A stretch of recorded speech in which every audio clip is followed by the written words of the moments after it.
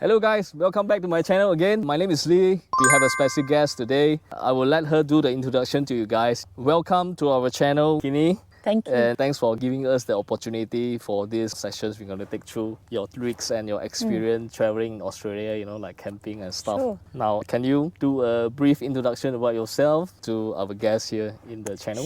Sure. So I was born and raised on the land, a farm actually. So I was brought up, doing quite a lot of camping and trekking in the bush and just working on the land with animals, and so it sort of comes naturally to me to be out in the bush. I'm like not frightened of it. I've know how to light fires and sleep under trees and do a few basic things. So yeah, I've just continued to love it all my life, and gradually I've kind of worked my way up from a swag, and then a tent, then a ute with the swag of course, and now most recently the troopy. So yeah, it's taken a while. That's really cool, isn't it?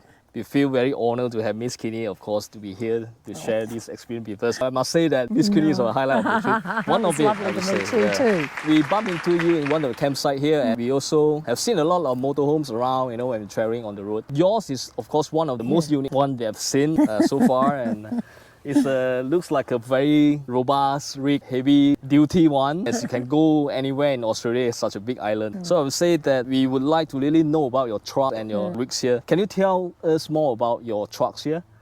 I bought it new. It's about 3.5 years old. So it was manufactured in March 21. And yeah, I was really lucky to have a new vehicle and just to start from scratch. So because I'd planned on living in it, because it is my home, it's not just an off-road vehicle. So I spend most of my life in it. I wanted to increase the GVM, so the gross vehicle mass, so it could carry a lot more weight, and put suspension in it, because it's not really that comfortable vehicle. Like, it's the workmate model, so it's a 4.5 litre turbo diesel, so it is a work, so it's built for strength and reliability, which is what I love, but I just wanted to increase its capacity to carry more weight, because I wanted to build it into a home. So I actually sent it down to, in Victoria, second stage manufacturers to increase the GVM from 3,300 kgs, so that was at factory, and they put another 450 kilograms onto it, so now it has a GVM of 3,780.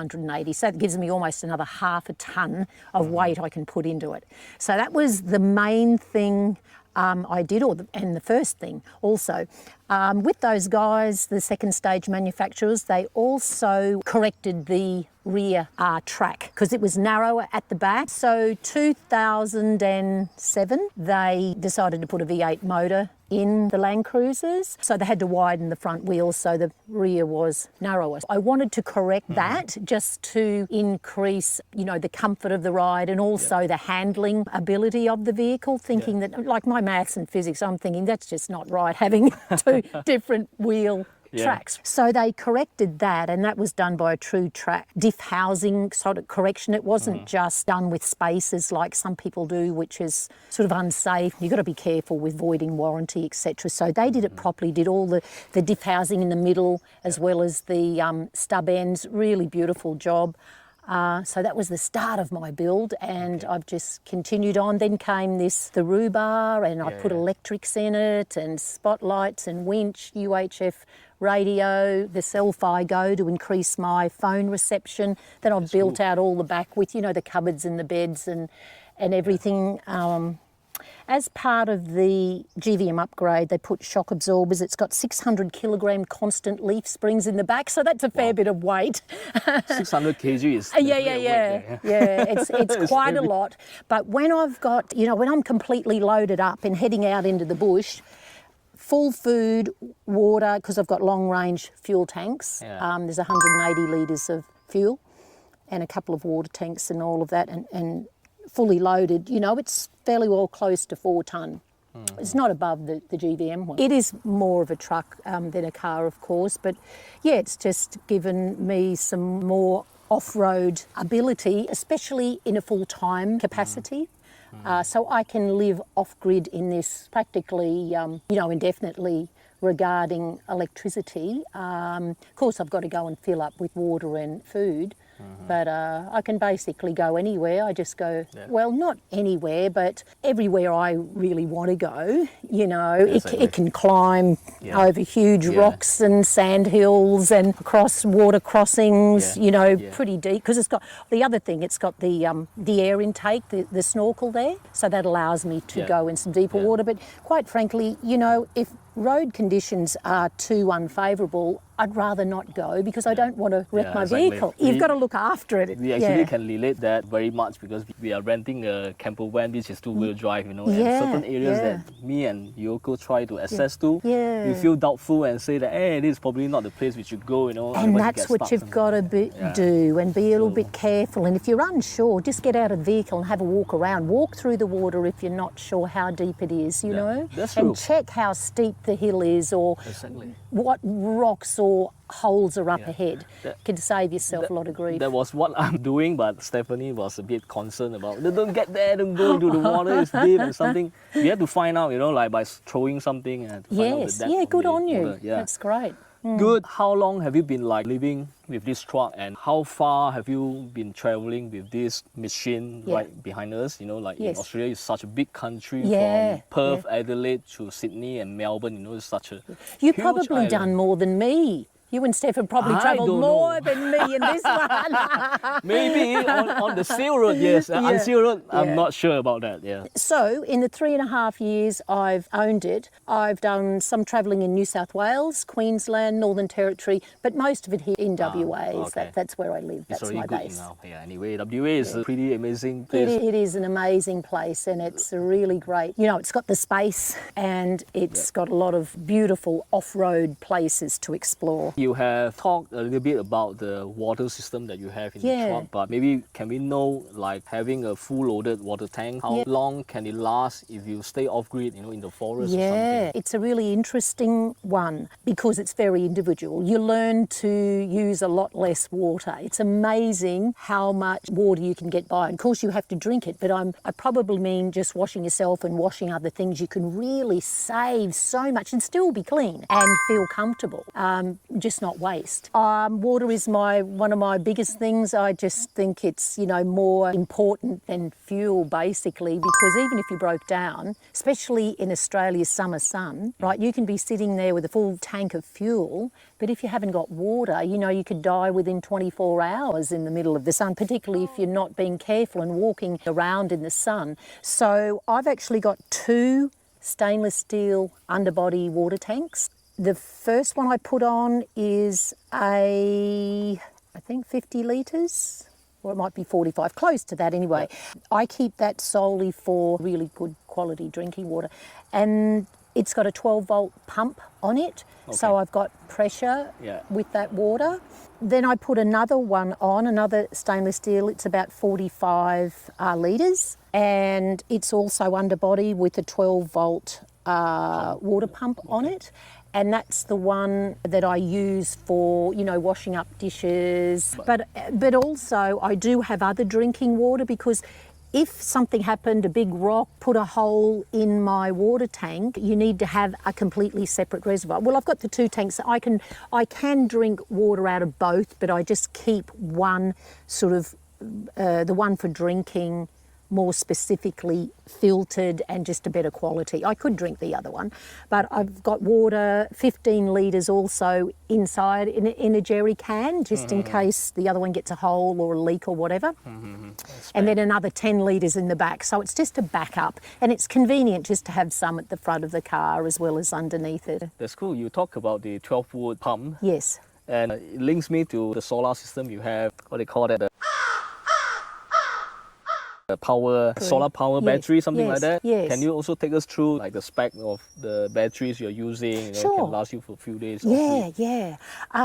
Well, originally, not long after I got it, because my whole, you know, ethos is about safety and reliability, and because I'd always wanted it to be my home as well. I wanted to make sure that I was setting it up in the best possible way to keep me safe and just to not give me any problems, and to also allow me to stay out off-road for the longest time possible. So I got some good electronic auto engineers to put in the whole electrical system. So basically I've got a 200 amp hour lithium battery, and I've wired it all beautifully. I've got, it's hooked up to, you were saying, the 12 volt water pumps. I've got several USB outlets and cigarette, the old cigarette outlets as well, yes. And I've got speakers. It also powers my speakers. I've got a lovely sound system in the car because I love music. That is run by 12 volt as well?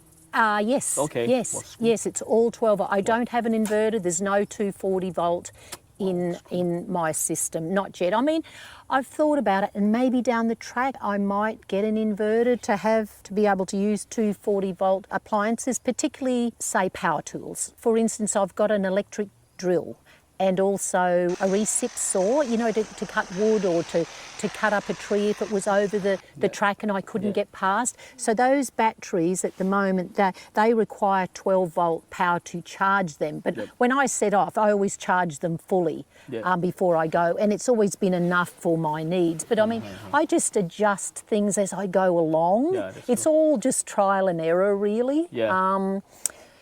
So the solar, so the power source for that battery comes from, for one, it's linked up to the alternator of the motor. So when I'm driving along, it's charging my battery. So I don't have to drive very far for it to be fully charged. When I pull up, after an hour or two, it's fully charged. Of course, depending on how much charge it had in it to start with.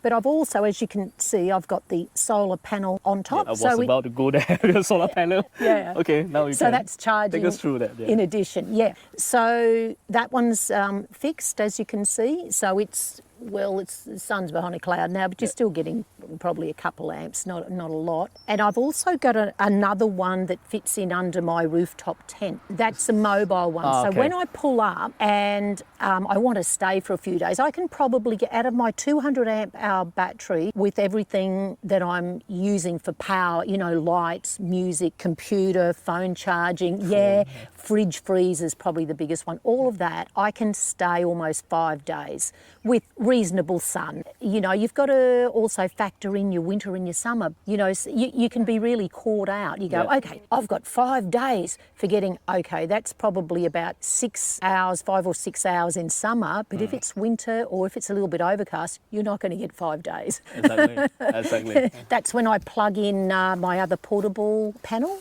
which is up there underneath the rooftop tent. But originally I bought them thinking they were 300 watts. I actually bought them online and I got caught out. And I thought it's only about 80 to 100 watts. Yes. So it happened I couldn't believe it. I plugged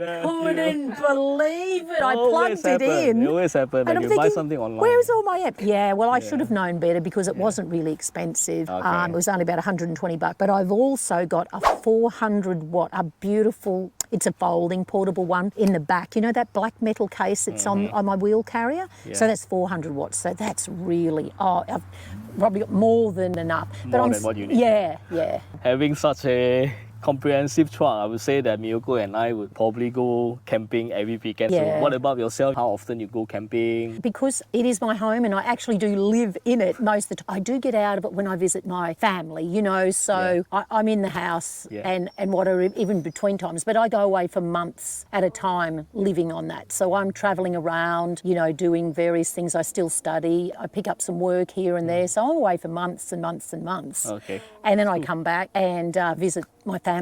And I get in the house, stretch out a bit, So that's really nice. We just get to know you for a couple of days.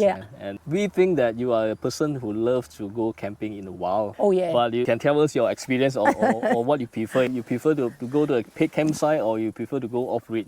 Definitely not caravan park. Whatever I say here, that's what I want to point out. That's just my personal thing. It's not necessarily right or not necessarily the best, and it may not necessarily meet the requirements of someone else. So I'm just expressing what works for me. And personally, the more remote and the wilder the better. The less people, the more animals, I love it. I'm at home out here in the bush.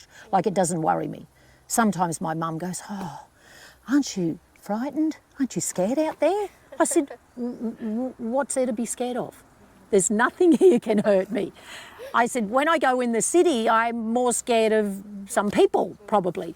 However, the thing is too, you do have to consider is, you know, there are dangers out here. There's dangers everywhere.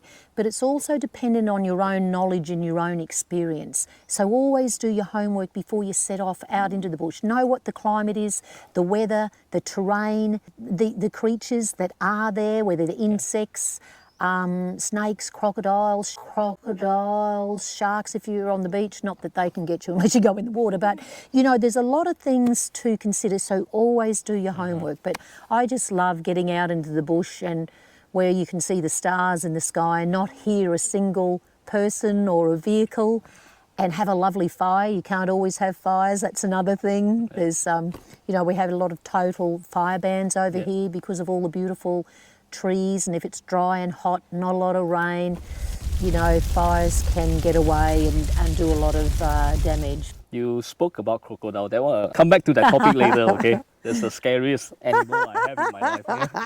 Yeah? you get back to that topic later. Scary. They definitely are. But Miyoko and I, we have travelled from Perth to the northern side, northwest of Australia, up to Exmouth and Karijini Park. Yes. And we have like driven about 3,500 kilometers. Wow, I think, one way. you guys are experienced. Yeah, and we have seen all sorts of these model homes, and also we have stayed in some of the rest area, which is free. You know. But as we try to do a bit research, you know, which route we should take to come back to Perth, we saw actually there is a inland highway we can use to come back to the south of Western Australia. We realized there are not as many of rest area we can see on the coastal routes. Maybe just know why is that so, and we're just curious about this. I also realised that too, and I just think it's because there's more people. There's more houses and more people around, so there just isn't the space to have rest stops, and there also isn't the need to have them because your towns are closer together. You know, the fuel stations, food or water is closer together, and when you're travelling you don't need to rest as much. But you know, if you take the inland route, the distances are so much greater. And the fuel, food, water, shelter, they're a lot, you know, greater distance apart. So that's why we need to have, you know, more rest stops for motorists in those, in that more remote